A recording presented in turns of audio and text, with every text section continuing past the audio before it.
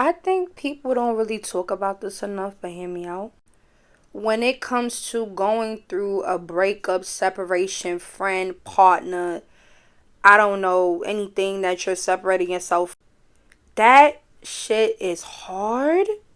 Like, especially when you gotta go to work with it to act like this motherfucker didn't just do me dirty. And you gotta decompress and chill because you gotta make that chicken at the end of the day. And you gotta make sure your feelings are not in the way you making your money. But a lot of people to be overlooked at, like, that's not hard.